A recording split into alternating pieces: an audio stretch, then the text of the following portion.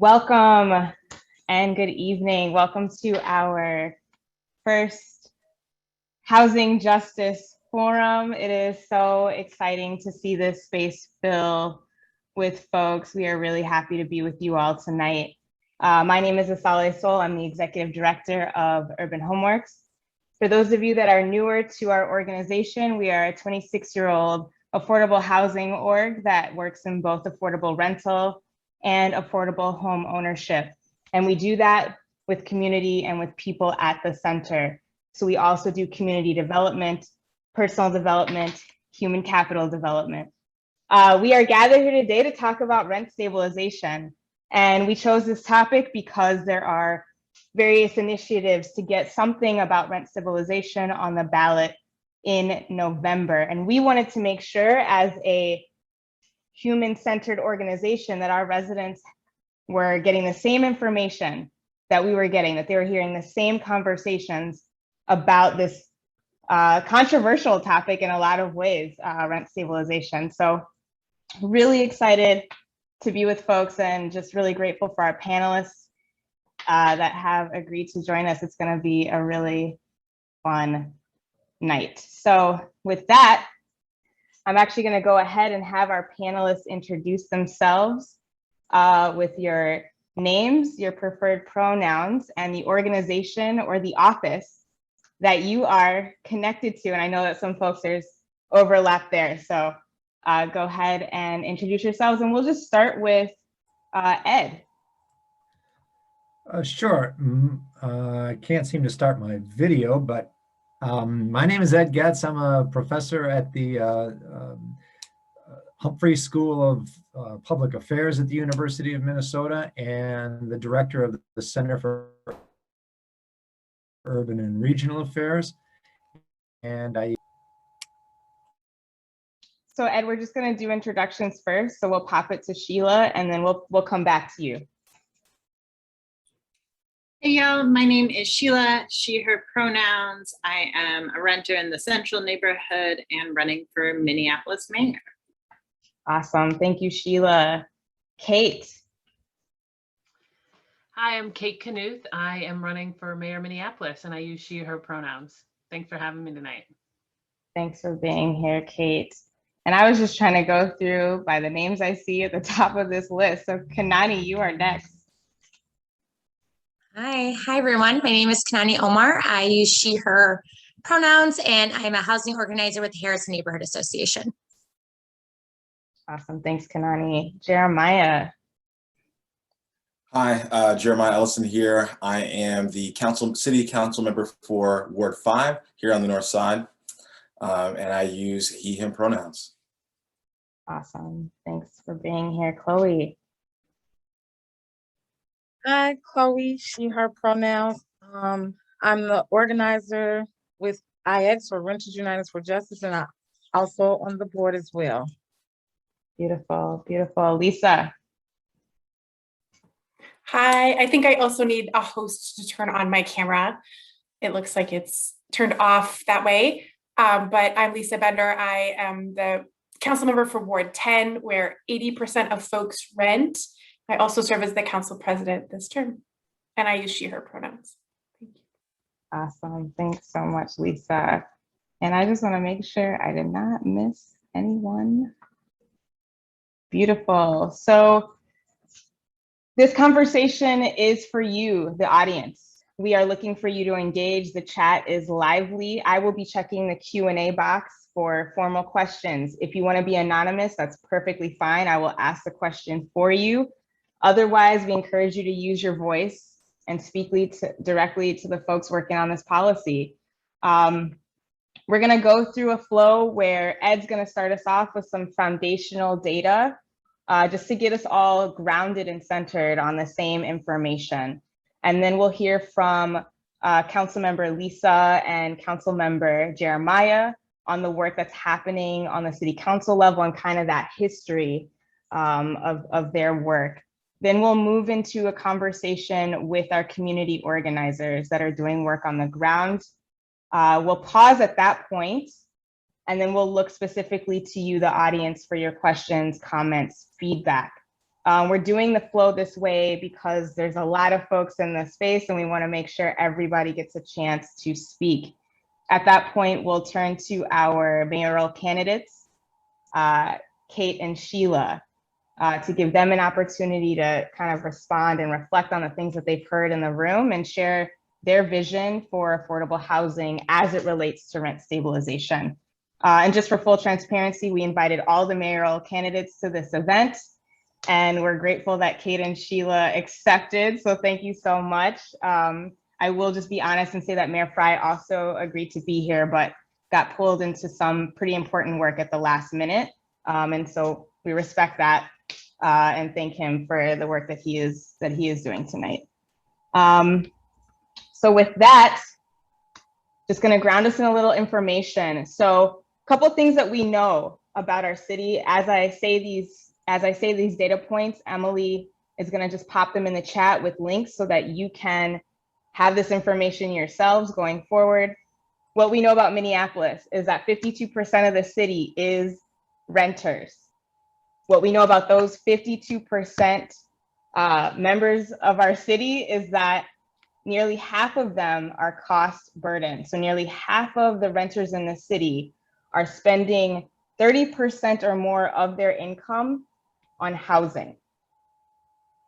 What we also know is that in the city of Minneapolis, if you are an hourly wage worker, your salary increases 0.5% a year on average, all right? And we're comparing that to the data that says that 2.6% to, 4% is the annual rental increase per year. So you got 0.5% wage increase comparing to a 2.6 to 4% rental increase across the city of Minneapolis. And with that, I'm going to turn it over to Ed, who I'm so grateful is here because Ed is incredibly skilled at breaking down the economics of this thing for all of us who do not study economics. So Ed, I hope you are ready to go with your presentation. Definitely let the crew know if you are still struggling. No, I'm good. I think that my screen is shared at this point, I hope. And so my role is to simply walk through fairly quickly some of the things that we know about the rental housing market in Minneapolis. And this comes from the study that we did at Kira for the city of Minneapolis a few months ago to inform the deliberations about the rent stabilization idea. So I think the first thing to note is to echo what was just described, which is that this is a city of renters. People look at the housing stock in Minneapolis and see a lot of single family homes. And indeed, if you count buildings over here, these single family homes do dominate the landscape. But in fact, of course, by number of units, this is primarily a renter city. And in fact, it's also the case that some of the single family homes we have in the city are rented out. We think that that's somewhere in the vicinity of 10 or 11% of single family homes throughout the city. And so this is the rent trends that we saw in the data over the last 20 years. I will note that this is from a proprietary data source, which does not include small building rentals. So it doesn't include rentals in buildings with 4 or fewer units. And so this only captures a portion of the rental housing stock, but you can see that the millennium began with very high average rent increases, and we saw the rents dip, or rent changes anyway, dip during the housing crisis, but they have gradually increased. And you see 2 lines in here. The red line is for older buildings in the city, and you can see that in the last several years, rents there have generally increased at rates higher than you see in newer buildings. And indeed, you saw rent changes dip quite a bit in newer buildings. This has to do with an overbuilding at the high end, at the luxury end of the marketplace. Another way to look at rent increases is in this graph, and basically I'll just walk you through what this shows. This light blue line here corresponds to 3 to 5% increases. And what it means is that between the years 2000 and 2001, almost 100% of the rent increases that we saw were in this range of 3 to 5%. So you see in subsequent years, very modest rent increases of 0 to 3%, modest in relative terms. What you see over the last 5 to 7 years is much more common rent increases in the 5 to 10% range, and even in the greater than 10% range. And this receded a bit in 2019, again with the overbuilding at the high end of the market. But you see a dramatically different rental market after the crash than you saw before the crash. This is an important graph because this shows the changes in income and rent for renters who have incomes in the bottom 25% of all renters. And this shows that since 2006, their rent has increased over this period more than 40% over this time period, whereas their incomes, in fact, dipped for many years below the 2006 level, and it was only in the recent years that it climbed above the 2006 level in terms of adjustment for inflation. And so you see just a huge gap between rent increases and changes in income for the lowest income renters in the city. And that's contrasted with, of course, the high rent or high income renters who saw the opposite. They saw their incomes increasing significantly and rents increasing much more modestly. And even at the median, right in the middle, we see no major problem for renters. It's really targeting this part of the housing market. This is essentially the same chart, but in numbers terms. So for the bottom quartile of renters, they saw 44% increase in their rents over this period of time, but only a 3% increase in their incomes. So that's a dramatic development. There are differences by race as well. Rents increasing for white renters, but not at the rate that is equal to their increase in income. And you see the opposite for BIPOC renters up until 2019. When you break this down into specific groups, you see the worst case scenario is for Black renters in the city who have seen rents increase over the 2006 level by only just more than 5%, but their incomes relative to where they were in 2006 and adjusted for inflation are still below. So you see a gap in affordability for Black renters especially. Another way of looking at affordability is by rent burden, and we heard some statistics on this earlier. This is households in the city who have incomes that are less than 30% of the area median income, right? So these are very low income families, and you can see that over half of them are rent burdened. They're paying more than 30% of their income on rent, and that's been stable since 2010. So that's really hasn't changed. It hasn't changed either very much for folks down here who have incomes greater than 60% of the area median. What we have seen is a significant increase in rent burden for families here who have incomes between 30 and 60% of the area median income. And you can see it's starting to climb up so that it's closer to the experience of those below 30% rather than those above 60%. we talked to tenants in the in a couple of different focus groups, and although I've been talking about rents in percentage terms, rent increases as percent, what we heard from renters, of course, is that they don't pay by a percentage increase. They pay in actual dollars, and that's how they think about it, right? They don't think about a 3% increase. They think about a $75 increase, right?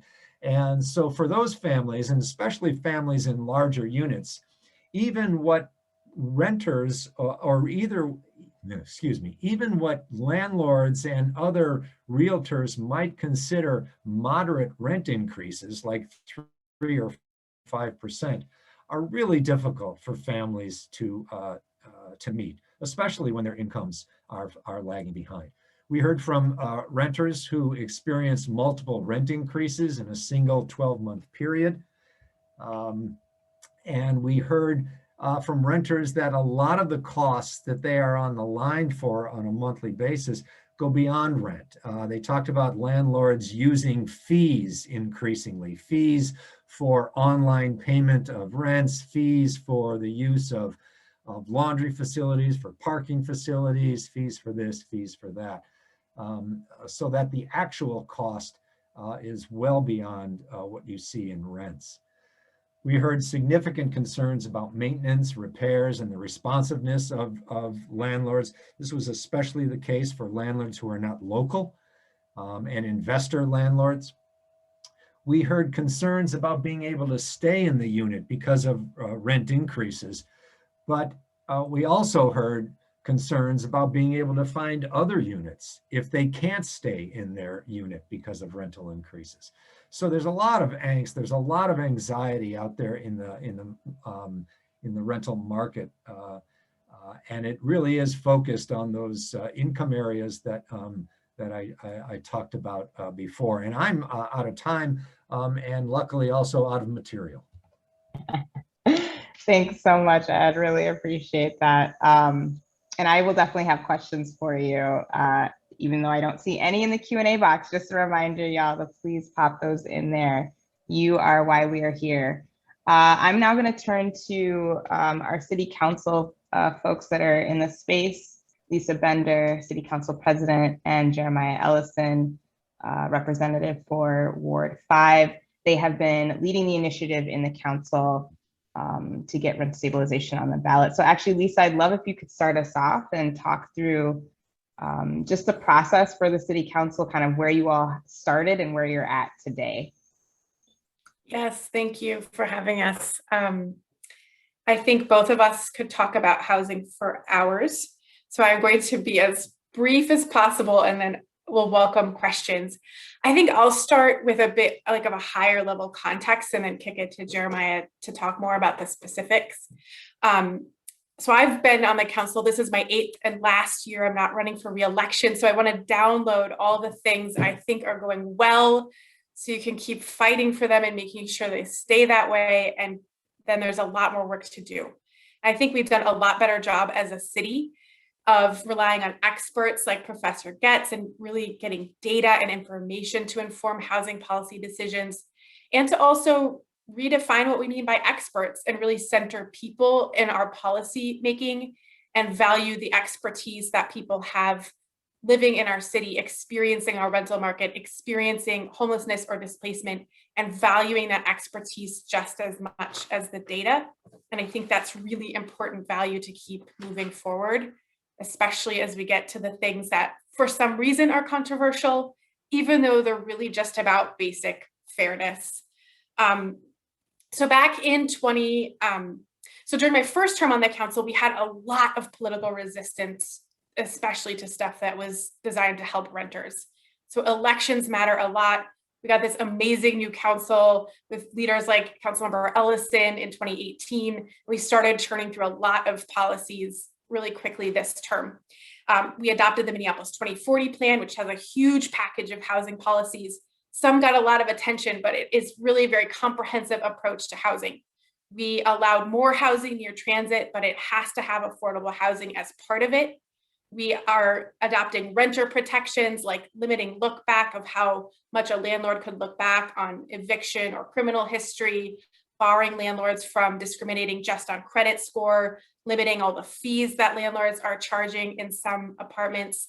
We've completely redone how we use our licensing authority to hold landlords accountable so that people are living in safe and stable housing. And we're going after problem landlords in partnership with tenant organizations like Inquilinos Unidos por Justicia, Legal Aid, and our own city attorney's office, suing landlords. And we have a fund to repair housing if it's needed so that we can then recuperate that back from the landlord. And then we have some more renter protection policies underway, including the very simple request, which would be a requirement, that landlords just give people written notification before they are evicted.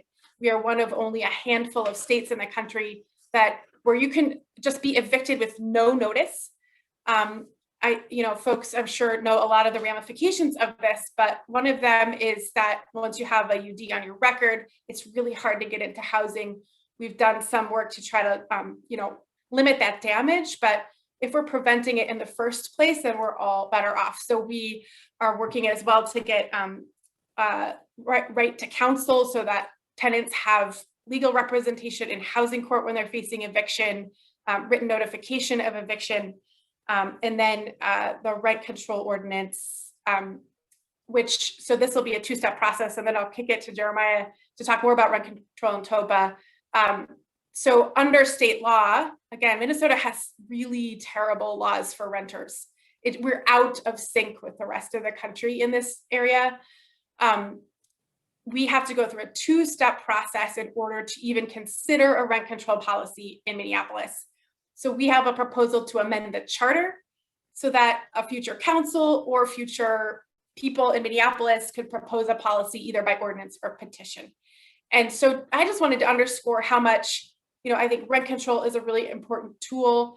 TOPA is a great potential tool. And it's also part of this much bigger context of housing policy, where we're working to make sure we have the supply we need, where we're requiring affordable housing and protecting renters all at the same time. And Councilmember Ellison has been a huge leader in this. He will be one of those who carry the work forward. So I'll kick it to him to talk about the specifics. Thank you, Council President, and thanks to Ed for the presentation, which I've now gotten to see, I believe, twice now, or 3 times now. Yeah, this work is really important. I also just want to underscore that good information is important, but also advocacy, community advocacy is important.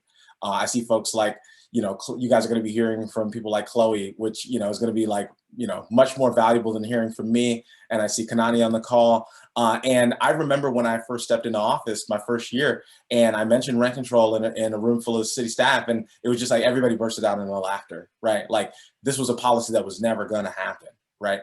And so it's through advocacy at the ground level that that we're in a position to push for this policy, because the truth is that the roadblocks aren't insurmountable. We're finding that out now.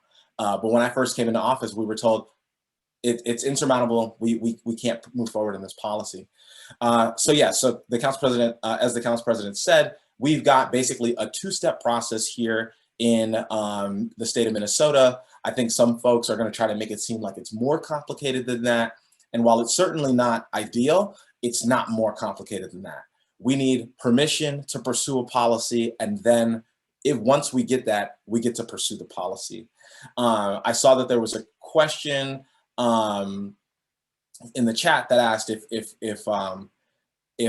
we were committed to voting yes on sort of both charter changes, and I'm pretty sure I'm not speaking out of turn when I say that the answer for both of us is yes. So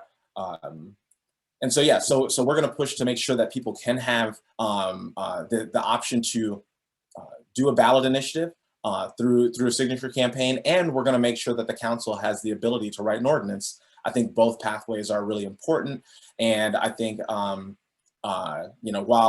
certainly there are some folks on the council who are nervous about having a citizen petition, we think it's a really important option to keep on the table. I'll move on if folks don't have more questions about rent control, and if folks have questions, please ask them. To just briefly touch on tenant opportunity to purchase. This is a policy that me and a number of my colleagues are pursuing that would essentially allow, give tenants first right to purchase the buildings that they're living in. And so while it wouldn't guarantee that they get to buy the building, we're trying to make it so that people can buy their buildings, have first right. Right now, your building can be sold, can change hands without you really even having any ability to intervene or purchase the building. There are policies like, oh, now I'm going to blank on the name of the policy we passed a few years ago that give folks notice of sale. That's the name of the policy. There are things like notice of sale that give tenants some heads up, but I think that tenant opportunity to purchase, especially if we're able to build in some, for lack of a better term, municipal financing for folks, could put people in a better position to own their buildings, whether it's multifamily buildings where people can create co-ops, but also a lot of single family homes on the north side are rented. And so we could be helping folks transition to being renters into being homeowners through this policy. So that's all, I'll leave it there. Excellent, thank you. And it looks like Councilmember Bender is answering some of the questions in the Q&A, so thank you for that. What commitment is there to investing in initiatives that spur community involvement? So I think that this question could be fielded by you, Jeremiah, as well as I'd like to even hear from Ed on this piece in terms of the finances of it. So one of the things that folks are concerned about with rent stabilization is that it leads landowners and developers to feel like they don't have the capacity to generate wealth, or that their capacity to generate wealth is limited in significant ways. What are the things that you feel like Councilmember Ellison actually counteract that, if there are things, or is that something that you feel like is true? And maybe Ed, you can just speak to the actual economics of that piece. Yeah, I don't want to put Ed on the spot, but I do remember you having a pretty good slide that sort of laid this out. And I'll say that, a lot of that will depend on how strict or how lenient of a policy that we pursue. And so obviously someone like me is going to be in favor of a stricter policy. I'm really in line with us making sure that we have as much stability and as we can for people. But a lot of that is gonna depend. People might not know on the call, or maybe they do know that rent stabilization policies and rent control policies can be pretty diverse in how they're written. You see some cities that have their rent control boards, and they select the units, and it's a very involved process. Some newer policies sort of just have blanket guidelines that apply across the board, and so really it'll depend on how we design this policy once we're given permission to do so. So I would echo that. We did model what different kinds of rent caps might mean for income generation by landlords, and we focused on older housing stock, which is most likely to be subject to a rent stabilization. And real estate professionals will tell you, and investors will tell you, that they want something that's called an average annual return. They want it in the 7 to 10% range. And we found that had rent control been in place in Minneapolis from 2000 until 2019, that landlords in fact got a rate of return, an average of about 7.2%. So they were getting right what the market wants to get. So we found that even under a strict rent stabilization program, where the rents were capped at 75% of the consumer price index, so not even at the inflation level, below that, landlords would have been able to get 7.5%. which is more than they got on average. So that's an interesting finding. Now, that should be reassuring to landlords, but I will also say that there's no way to overstate how much the real estate industry dislikes rent stabilization. And so we did interviews with 30 professionals, and they said even if their current rent increases are below any kind of a cap, they would feel incentivized to raise rents as much as possible before the ordinance was enacted. And so I don't know what to say about the strategy to approach this, but our figures show that they can still make a buck. That's a really great point. Lisa, I see your hand up. Yeah, just really quick, I did want to say that, so here's a little fact about our rental market. Based on data from our regulatory services, we think about 15% of landlords own 80% of the units in the city. And then almost the entire rest of the units, 20%, almost 20%, are folks who own just like 1 to 4 units. So an owner occupied duplex or someone who maybe owns 1 unit. And we don't have much in the middle. And the big landlords associations fight every renter protection we have with the exact same talking points. And they always say, well, we'll just raise rent, as if they're not already charging the highest market rent that they could get. And now I know a lot of folks in my ward who maybe do own, I mean, it's Ward 10, so there's tons of small landlords, some of whom do, have great relationships, know their tenants, they live in the same building. There's lots of landlords that, thousands and thousands, again, who just own 1 or 2 units. And I don't think we're hearing as much from that kind of landlord as we are from the big agencies or organizations.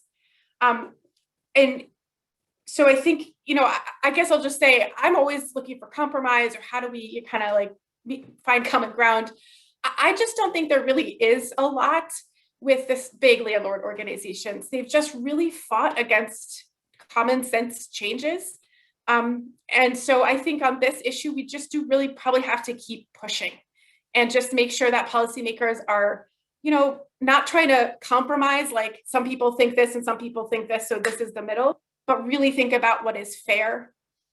Because our housing market is super regulated. It is not a free market. It is one of the most highly regulated things in an economy. And it's regulated in a way that benefits those who already have wealth. So to change that, I think we have to define what's the compromise and what's really fair. That's a great point. And I do want to just get to Kanani and Chloe in a bit, but this question came up in the Q&A. Are you concerned about developers, owners, and landlords leaving or not developing in the city to increase supply with some of these policies? And I would say that, just to add to that question, to your point, Councilmember Bender, how do you and Jeremiah, Councilmember Ellison, see working with folks to not simply spike rents? Because regardless of what we believe about the good or the bad of that, that will have a hugely negative impact on renters. Yeah, I'm happy to give a little bit of a response to that. I guess the short answer is, because in my experience, and I've been in office only 3.5 years, but because of my experience, everything from advanced notice of sale to limited look back. I mean, every policy you could think of. I think that landlords they go to this threat. We'll leave. We still have kind of an incredibly strong housing market. Folks still find it profitable to build here, and I think ultimately that's it's less about the threat and it's more about if folks can still earn a living building housing in Minneapolis, which I think they can, and I think they will continue to be able to, then no, I'm not actually that afraid of folks leaving or not building. I don't think that any developer is going to forego making some money because they don't like me personally, right? Or they don't like the policies that I'm pursuing. And so yeah, so I don't have a huge fear of that. You know, I don't want to sort of resort to like, I'll believe it when I see it, but that's kind of how I feel. And so far it's still profitable to build in Minneapolis. Or clearly it is because people haven't left. Despite the fact that we're trying to create a stronger city that supports renters of all income levels. You know, there was one other question that I'll address briefly in the chat around TOPA, and it was a question that asked, you know, most renters can't afford to buy because otherwise they would. And, you know, while I'm not a banker, I do think that the question of like whether or not renters can afford to buy is more complicated, right? Because mortgages can often be cheaper than rent, right? And there are a lot of barriers in how we determine quote unquote credit worthiness, where that renter could probably afford that house, especially if they can afford the rent, but they won't be sort of supported in pursuing the purchase of that house by lending institutions. I think we've got a few small examples, and I'll wrap up my answer in how this could work, because we've already kind of accidentally done TOPA here in the city of Minneapolis in two examples. One is with a small portfolio of Mahmoud tenants here on the north side, who were supported by, I believe it was the Land Bank, the Land Trust, and the city to purchase their homes from Mahmoud Khan, who didn't necessarily want to sell them those homes, and they were able to purchase those homes. And now here you have some of the most vulnerable tenants in the city being transitioned into home ownership, you know, with a lot of success. Over on the south side, you have the Corcoran Five, and I'm sure folks like you know, Chloe are going to be able to speak much more intelligently on this topic than I am. But the same thing. You've got with some city support, tenants being able to purchase the building, and you know, we can sort of figure out how to make sure that the tenants are equipped to succeed long term. But I think it's going to take some, you know, essentially some municipal financing and some partnerships to ensure that people actually do it and execute the plan. But if people are able to afford these rents and are making these rents, and we're seeing that for the most part they are, as long as we don't allow them to rise out of control, then people are going to be able to afford these mortgages. That's great. Thank you. I do want to ask you to go back to the question of the response to coming rent stabilization and how the city council sees protecting renters from their landlords spiking their rent.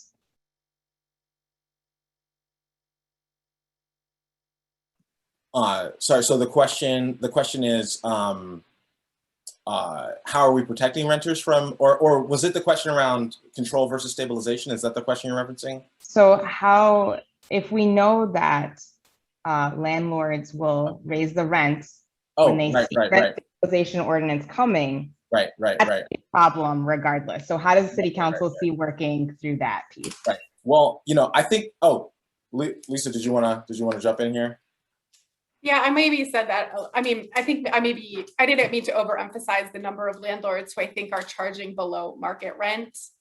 The reality is that most landlords are charging what they can get for rent, and they're not gonna, they can't raise it more just because we have a policy coming, because they're charging what the market will allow for rent. It just costs what it's gonna cost. And so, I mean, so landlords have said, for example, you know, if you don't allow us to have fees, we'll just put more into the rent, or so, you know, they may be shifting around the total cost of housing, which is something I think we always have to keep an eye on, you know, hidden fees or pushing on utilities without letting folks know, stuff like that. But, you know, I think at the end of the day, rent control is one of the antidotes to this concept of, well, we'll just raise rent.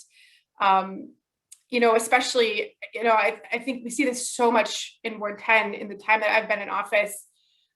just in parts of the city where are changing really quickly. Folks are coming in, buying a building, giving it a name, putting some, colorful paint on the shutters outside, and then,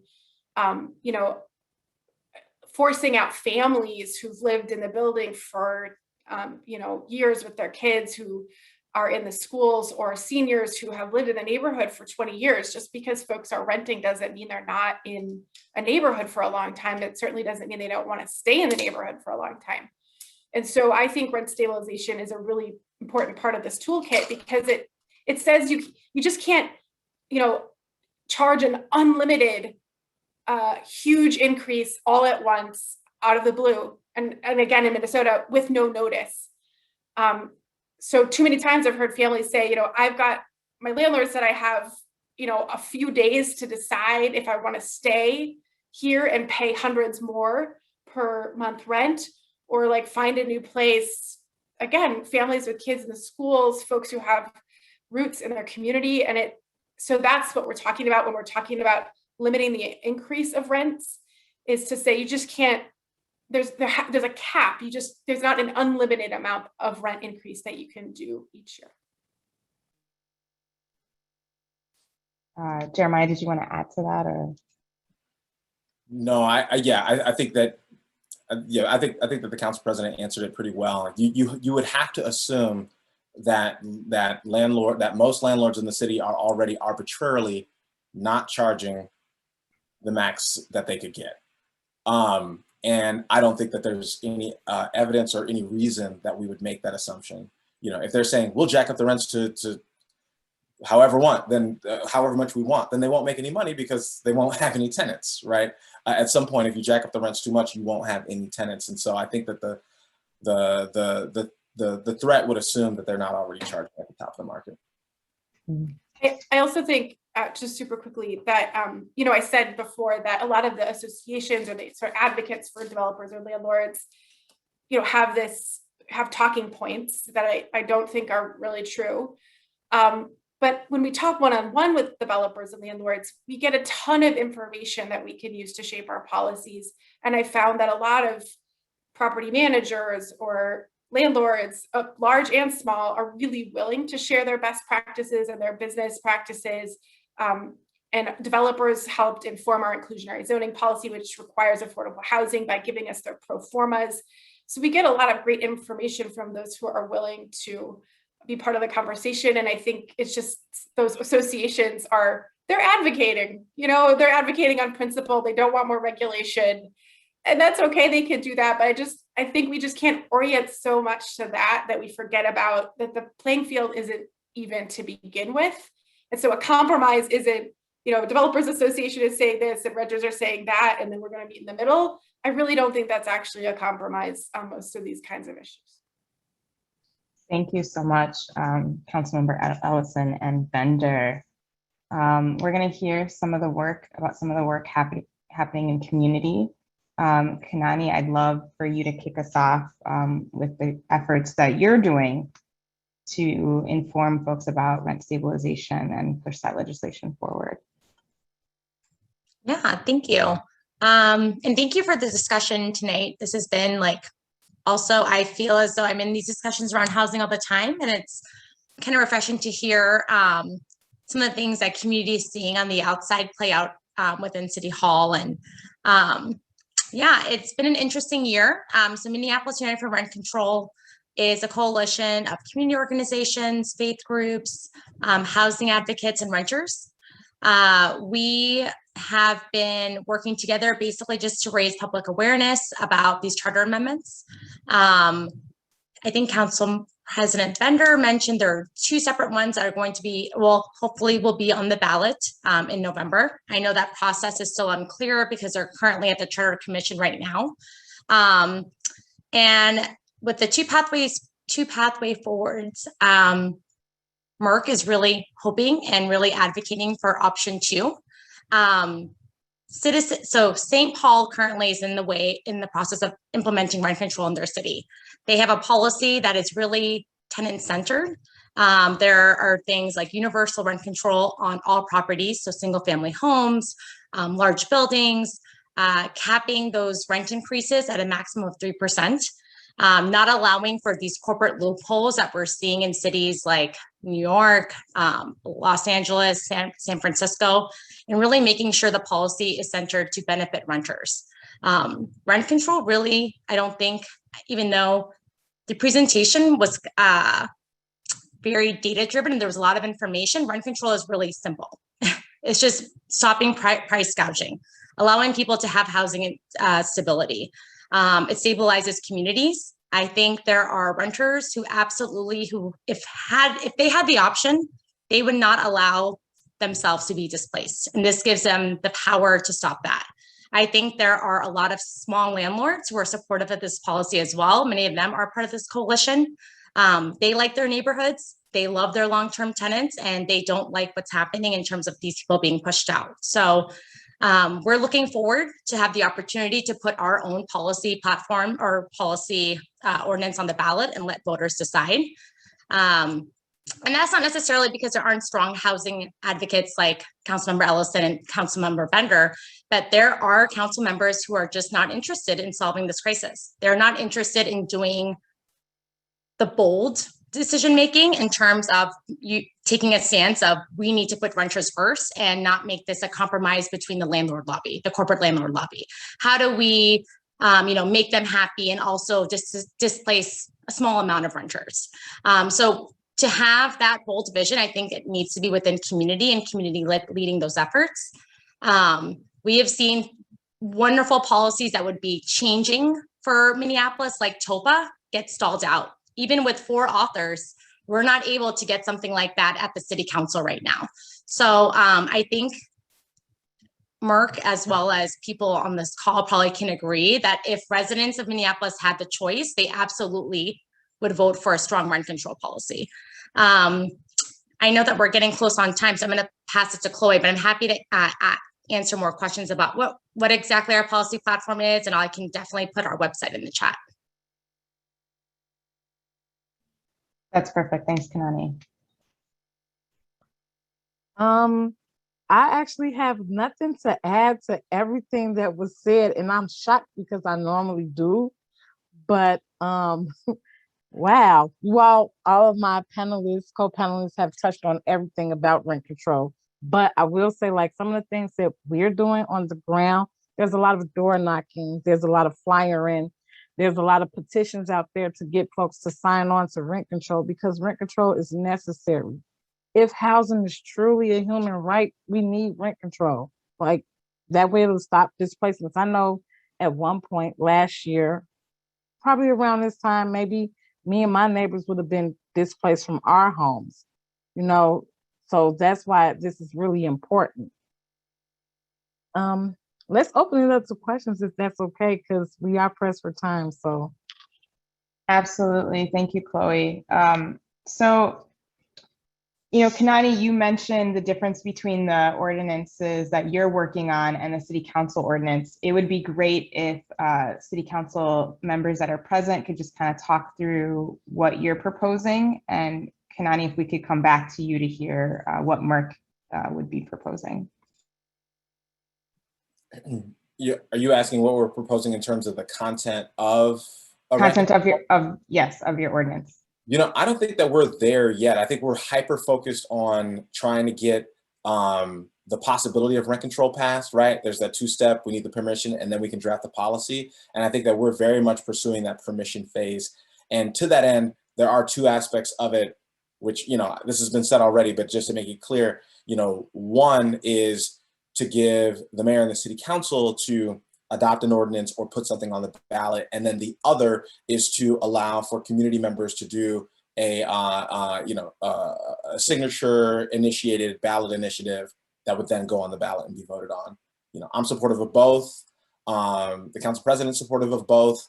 But there are council members who support one and not the other. There are council members who support us passing an ordinance or, but not allowing for a citizen petition to come forward. Thanks for that. Kanani, are you able to share a bit about Merck's proposal?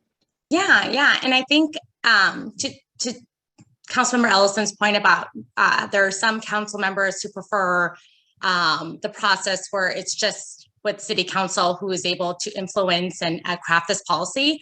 I think that's where the major concern is. I mean, so it's a combination of policies that have been compromised, between certain city council members and the mayor.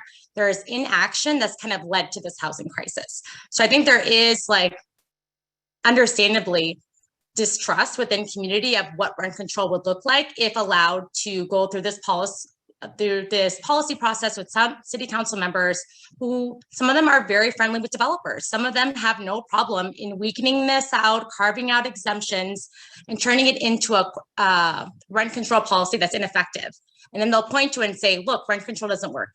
It doesn't help anyone, even though they're the ones who have basically made it a weak policy to begin with. So in terms of option 2, if we're able, so Merck is very similar to St. Paul in terms of what we're asking for in a rent control policy. So we're asking for it to be universal, so no exemptions for older buildings or newer buildings. We want all units to be blanketed. We're asking for no more than 3% cap. In the Cura study, I think it was very clear that once you get into 7 or 10%, which is what Oregon has right now, it basically doesn't do anything. That allows you to have your rent increase up to 30% in a few years, potentially.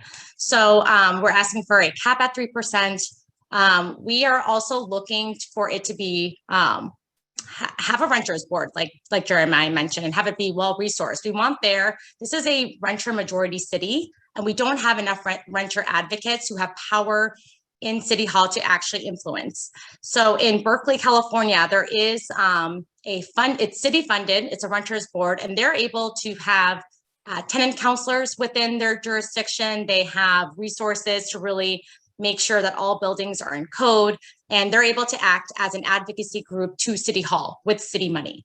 So I would love to see, I think Burke would love to see something like that in Minneapolis.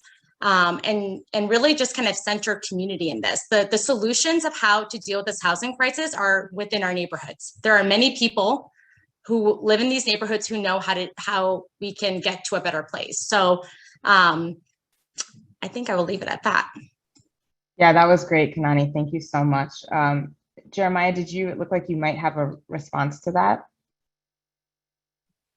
No, somebody sent me something funny and I was trying not to laugh.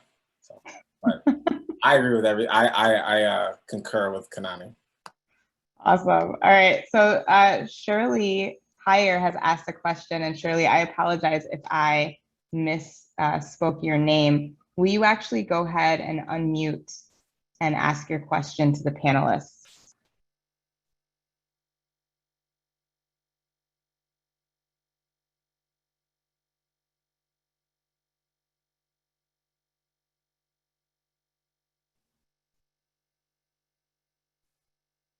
Is Shirley still in the room? I don't know.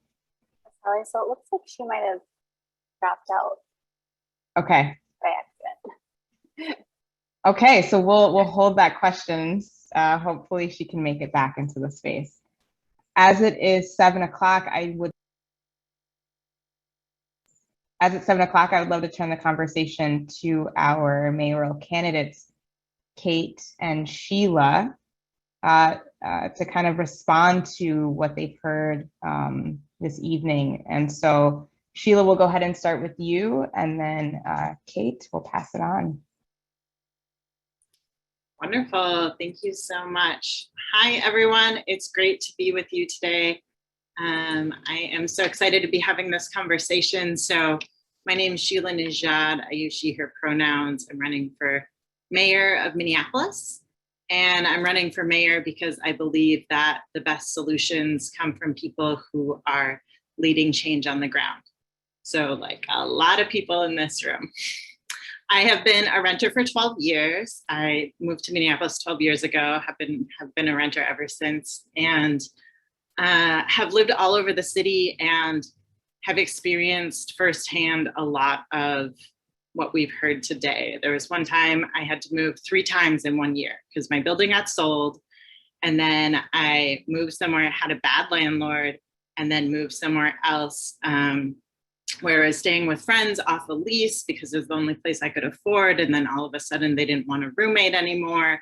And so I had to find another place to live. So I really understand the importance of renter protections. And for me, broadly, it comes down to us having the right to thrive. And to me, that means the power of self-determination. So that means you don't have to give up your neighborhood just because you can't afford to rent or your landlord tries to sell your house. That means that where you can afford to live doesn't affect your safety because everyone has enough. So how do we get there? Folks were talking about that a lot already. And my core value is following the lead of those on the ground. So we have great tenant organizing infrastructure, and we have, council members who are fighting for this, and we have a mayor who has gotten in the way, right? And really clearly sided with big developers. So one of the reasons I'm running for mayor is because I've watched over and over again as my loved ones who are renting get displaced, how we're funding one another's rent out of our Venmo accounts every month, right? Because also some people, even when there are protections from the state, not everyone has time to fill out those forms. If you work during the day, you can't wait on hold. Especially, I worked in restaurants for 10 years. I couldn't wait on hold for assistance. So I just would pick up another shift or borrow money, So that's all to say we should get out of the way and work with renter protection organizations, work with renters. And I'd also like to see us, when we're talking about eviction protection, also talk about protection from encampment evictions, right? So we saw that happen over and over again. Right now, our mayor's primary response to unsheltered homelessness is police evictions. And what a lot of folks don't know is that overdose rates go up after every eviction because people get their communities broken up and they use a loan, and it can be deadly. So I'll stop there because I know there's probably a lot more that people have questions, and turn it over to Kate.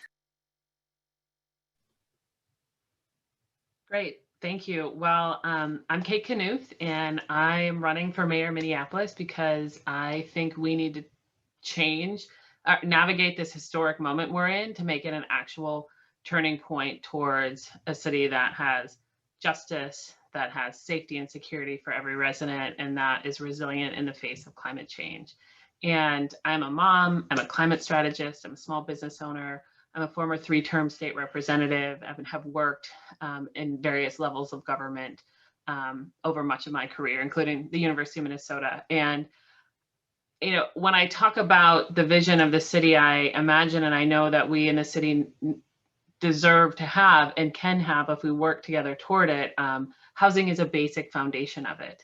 And I want to thank Urban Homeworks and Inquilinos Unidos and Kira for helping us and Kanani, who I got to talk with this morning. Great to be in conversation with you again today.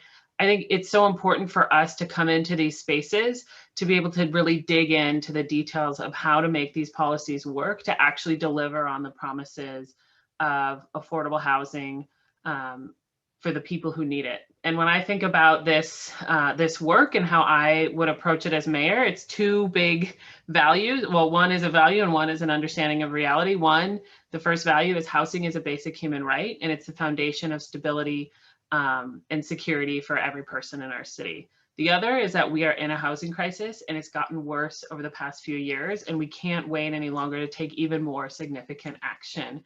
And so what that to me means is we need multiple different strategies to take on this housing crisis with the foundational value that housing is a basic human right.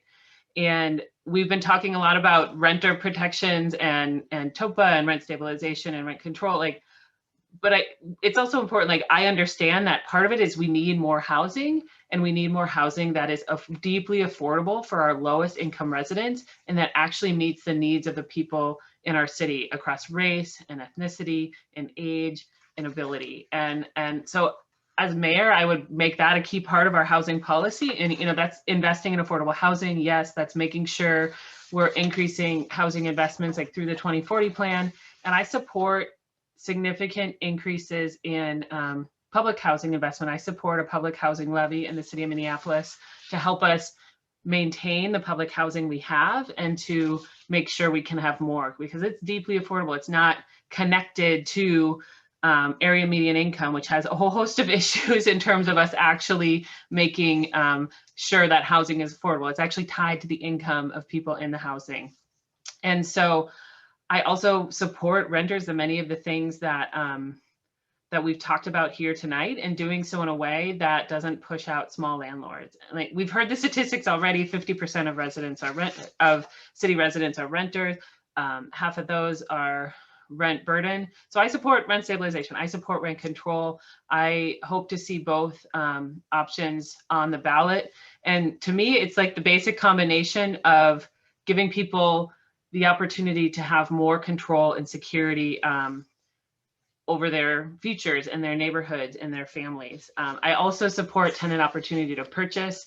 To me, this is a path to wealth building and a path to basic security for people in our city. And this pathways into ownership are super important, especially in communities of color who've been kept out intentionally out of wealth building, and as a way to both have stable housing and as a way to just have a more stable life. And I think pathways into ownership are super important. And I also would support more cooperative models, more investment in land trusts to basically take on the idea that housing is about people's security. It's about wealth building for families and communities. It's not about wealth building for big capital investors. Like, that's not a goal in our housing in the city.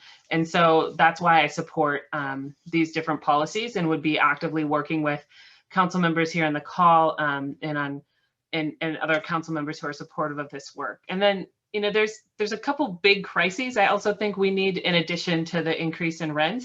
And that's the eviction crisis that is going to be coming even more, and then making sure we shelter unhoused people in our community. And I'm really grateful for the leadership of Councilmember Bender and Ellison in pushing just cause eviction and making sure we have the notice so people can get the resources and get the help, and hopefully write to council to support and get the help for the money that is there, and increasingly there. Like, there's a whole bunch of federal money that people can get access to, but it's been hard, and they need the time and they need the help to be able to get access to it, to both stop evictions and make sure that our small landlords don't also lose properties as a result. So there's obviously a lot, but I'm really excited to be in conversation and in learning mode with you all tonight. I really appreciate Urban Homeworks for setting this up, and I look forward to taking on this housing crisis in a way that builds security and stability and wealth for families and communities in our city. That's great. Thank you so much, Kate and Sheila, for those very thorough responses to your perspective on housing justice. We have the Q&A box lighting up, which is super exciting. And I encourage folks to ask Kate and Sheila specifically questions around their campaigns, but we are looking at some broader questions. And so I know Joshua Hendricks has a great question. Joshua, can we hear your voice? Oh, yeah, can you hear me? Yes, we can. All right, how you guys doing? Good. Yeah, so the question I had was, so let's say like within the proposal for the stabilization, that, like, example that we get it to where, let's say they charge like 5% more per year or whatever. Like, in that proposal, would there be a cap where at some point they will stop increasing that 5%, or would it be 5% per year for the next 20, 30 years? Joshua, you were a little choppy, so I just want to make sure everybody got that question. Essentially, Joshua was asking, is 5% good enough? No. Oh, I missed that. Okay, sorry. Please repeat. Yeah, no problem. So now I was saying, like, if it was like 5%, it was like 5% per year, or increase. Like, that was something. My question would be, or stabilization goes with it, with a per year cap. To some point where it won't be 5% per year for life, or at some point we try to get it to where a person wouldn't have to keep having a rent increase every year, like unlimited. Like, would it be something that would be in the proposal? Would that be something that people should consider, or the main purpose is just to get it to a reasonable percentage per year? That's the main goal of the rent stabilization. So are you asking if there's going to be a cap to how much overall people can raise rent? Again, you're choppy, so I do apologize. The question is, like, for how many years? Can they do 5% every year for the next 50 years if they want to, without limit? Yeah, everybody say yeah. Wow. Wow. Jeremiah, thank you. Hey, the short answer is yes, but like, I think it's important also, and if I'm incorrect, any of my colleagues or anybody else on the panel can jump in and correct me if I'm wrong. I think the short answer is yes, they would be able to with this kind of stabilization, but I want to juxtapose that against the status quo, which is right now there is no cap, right? Your rent could go up, and it wouldn't mandate that the rent goes up 5% every year. It would just, that would be the most it could go up, right? And we're using 5% arbitrarily because we don't even have policy written, right? I'm not saying 5% is what we're going for, but hypothetically, yes, that would be the maximum. Right now, there is no maximum. Your rent could double, your rent could go up 50%, your rent could, your landlord could choose not to raise your rent. There's no regulation around that right now.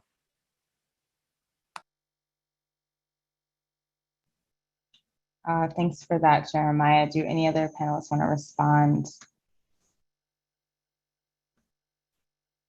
All right, so again, we have, I saw Charmaine Goodlow's hand go up. Charmaine, are you able to use your voice? It looks like you might be on the phone.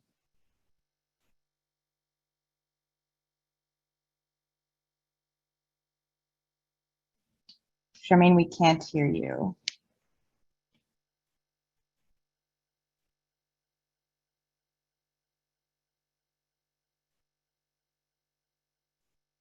All right, maybe someone can help, someone in the background can help Charmaine. In the meantime, I understand that Shirley Heyer is back with us.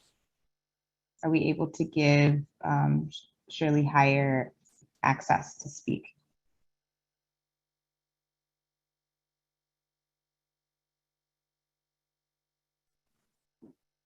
Yes. Yes, we can hear you. Okay, I have a question in regard to any rental policies this council can adopt. How are they affected by national and international financial markets that are excessively looking for higher returns on their investments and are buying up lots of properties anywhere internationally, including the United States?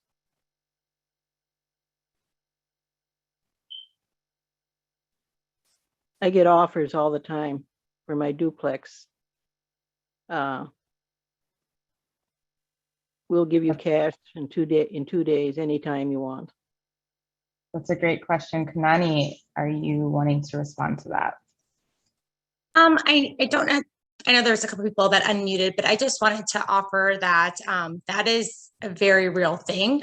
When we were looking at TOPA, the data is there. More national and international investors are coming into the city and buying up property than local mom and pop landlords. So I think that just goes to show the need of urgency. We need to act now.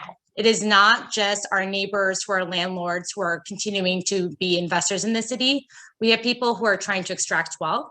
They don't care about our communities. They just want to make sure that their profit margins are as high as possible. So with us, like with that knowledge being shared at City Hall, with that knowledge, it sounds like neighbors are seeing that too. It is out of state people who are trying to make money. So we should be moving forward with these policies as soon as possible.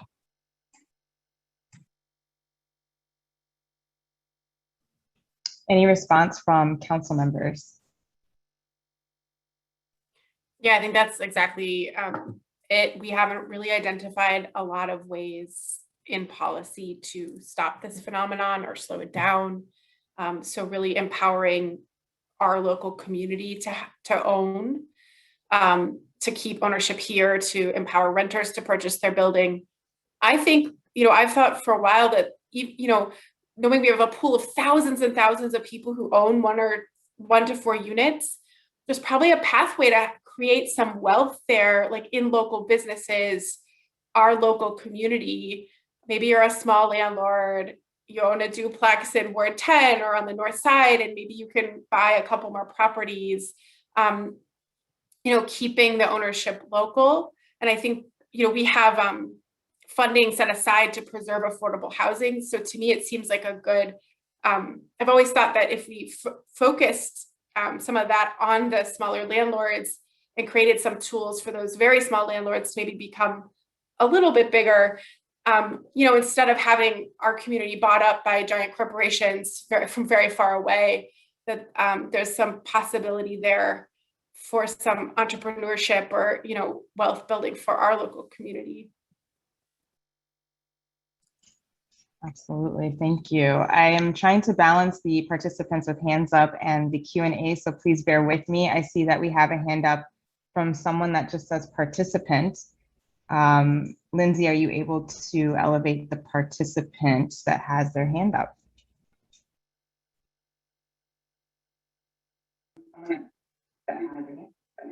Hello. Hi. Hi, actually, it's Cyrita. We're getting a little bit of feedback from your mic.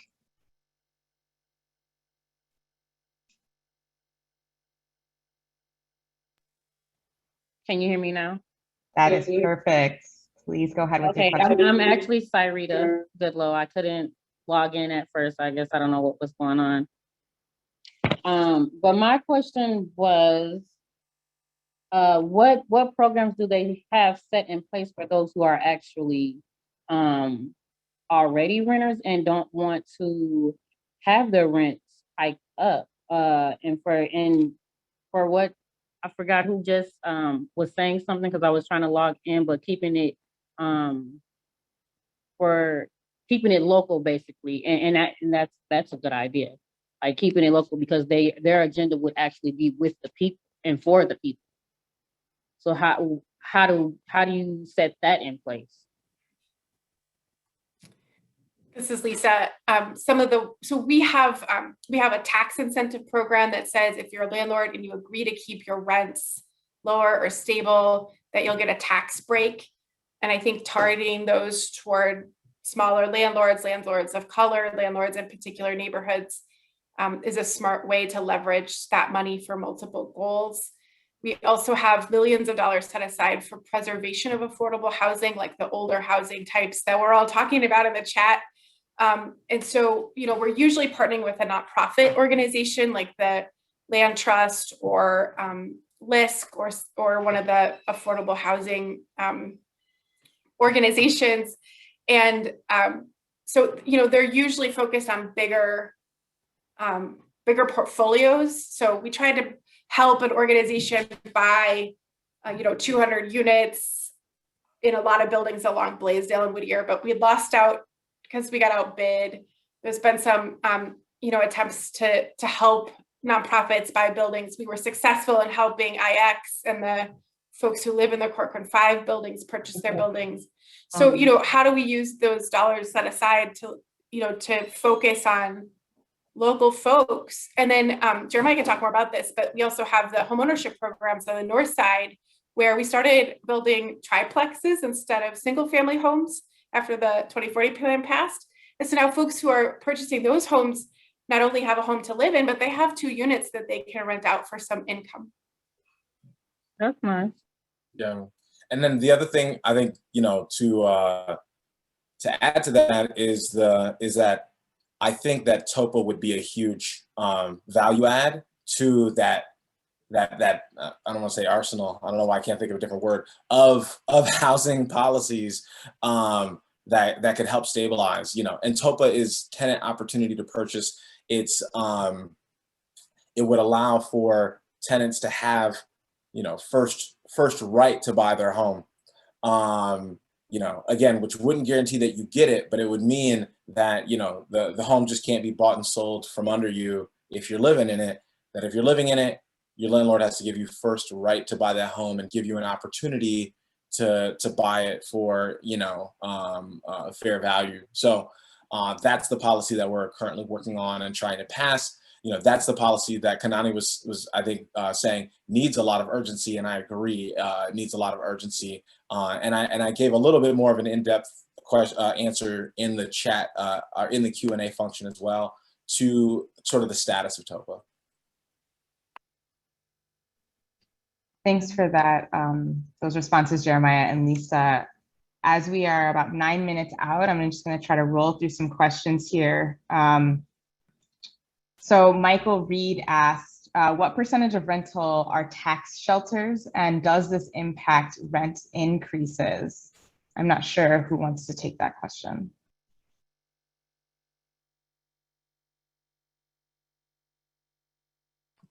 I mean, the short answer is I don't know how many are tax shelters, but I think that there's something to that question, right? So like, I don't want to be dismissive of the question.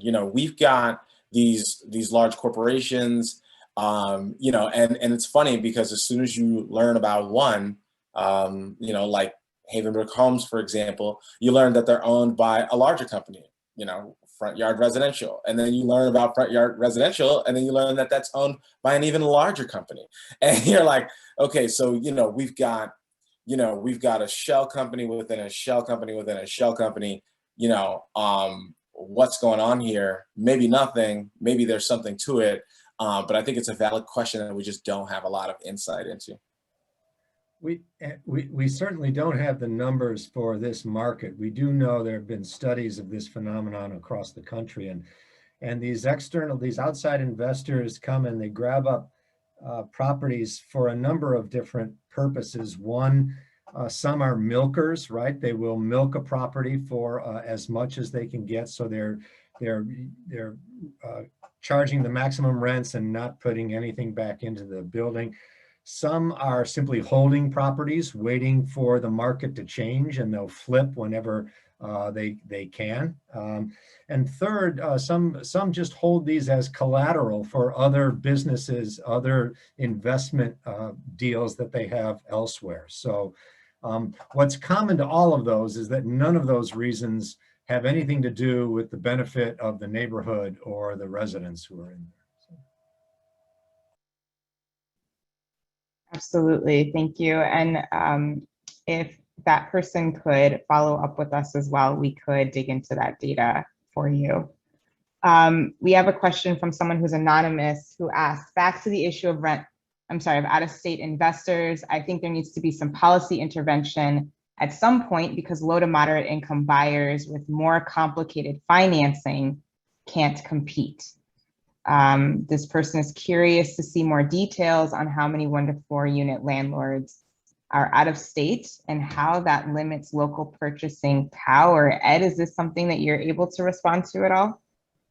The only response I can make is that we are looking into that. The Urban Institute has also done some recent research that they're about to release on this. So we're trying to get a handle on it. It's really very difficult because there are many ways to hide ownership in properties, and our public records are not very transparent in that respect. And but we are looking into it. We just don't have anything to say at this point. Thanks for that. And again, that's another great follow-up for later for us to get back to. So someone is asking, another anonymous person is just asking about studies between St. Paul and Minneapolis. And Kanani, you spoke to this a little bit in terms of the rent stabilization efforts happening in St. Paul. How has that impacted the last, does anyone have clarity on St. Paul? We're largely focused on Minneapolis, but this person is asking about St. Paul. So Kanani, I don't know if you're able to chime in at all about the last, just data on what's happening in St. Paul around rent stabilization. I was going to say maybe Ed would have better information than me, because the HENS, and I can add that to the chat as well. So Housing Equity Now is the group of organizers that are putting forward the St. Paul rent control or rent stabilization ballot initiative. And their website does have a lot of great information of what their renters in St. Paul are seeing. They're very similar to what our renters here in Minneapolis are seeing. Rental increases that are really impacting BIPOC communities who are in the lower income region. So I can put that in the chat, and that I think links actually to Kira studies from that go up to 2018. Great, thank you so much. And I think we'll take our last question from Julius, who has their hand raised. Julius, will you go ahead and speak your question? Hello, everyone. Can you hear me okay? We can hear you great, thank you. Yeah, so my question actually starts with a kind of a point that's been on my mind. Essentially is that all of this is wonderful information, I promise it is, but there's sort of a disconnect from, you know, actual tenants, renters, people across the city who are just struggling every day to get by, and thinking about everything from safety for their children, education, so many things, obviously. So I guess my question boils down to basically is there openness to putting structures in place, to giving access to groups that are interacting with these people every single day? Is there funding to access? Is there a way to make this information more accessible, more interesting? I know I'm asking a lot of questions in one, but it all kind of boils down to how do we increase participation with those who essentially don't have the time or even sometimes this attention span to even pay attention to these issues? Julius, thank you so much for that. That's a great question. And I'm actually going to turn to the council members to respond first. And then Kanani and Chloe, if we have time, I'd love to hear from you as well. Well, the partnership with organizations that are on the ground working directly with renters is so much of how we get information. And, you know, we do what we can to you know, host meetings at all different times, to have online options, do a lot of things with our engagement to make it more accessible. But the organizations like IX and Urban Homeworks and everyone who's working directly with folks who are renting really do help bring renters' voices to the table in a really powerful way that has changed and is different now than it was when I first took office. You know, I think, I don't know, I forget what I wanted to say. I had a really important point. Oh, I knew what I wanted to say. It wasn't I don't want to not say that we are getting $270 million from the Federal American Rescue Plan. And there's a lot of other ways to answer your question, but I didn't want to forget that we have a big amount of funds that are intended to support our community through the crisis of coronavirus and the economic crisis and all the things that are happening. And we really need to use those dollars well. So I want to make sure that people know the mayor will be proposing the first round of that funding June 17th. That would then come through council, and then the rest, which would be able to go for 3 years later this year. So in addition to our annual budget, where we make those funding decisions that touch all those different pieces that you talked about, we'll have this extra amount of funds that we really need to make sure are going to what they should be working for, which is, you know, addressing those who are most in need, really targeted, really effective at you know, closing all of these economic gaps that we've been talking about. And I'll just say too, as we're at 7:30, that we will continue as an organization to have conversations like this. And some of them will be in person as things are opening up to try to give more folks access. It is 7:30. Sheila, I saw your hand up. Do you have just a closing response to Julius's question? Well, I was going to say I wanted to hear what Julius's ideas were, what they would like to see from an ideal city council mayor, but we can continue that conversation. I just also offer, Julius, I completely hear you. People have a lot going on. It's hard to talk about these super real important policy issues when people are just trying to figure out how they're going to get groceries for the week, and engage them in a way that doesn't feel harmful as well, to remind people that they're in a horrible situation, but they also need to be activated to make a change. It's difficult. That being said, with Mark, I put the link in the chat. We would love people like you to be involved. We're trying to be creative of how we're being in community as well. We're spending time at churches, we're spending time at parks. So we are trying to be on the ground, and I'd love to have more conversations with you about how we can engage the people you're talking about. Great. Thank you all so much for being with us this evening. This was quite a robust conversation. So I'm really grateful to all of our panelists for your time and expertise, and just really leaning in honestly to the questions from community.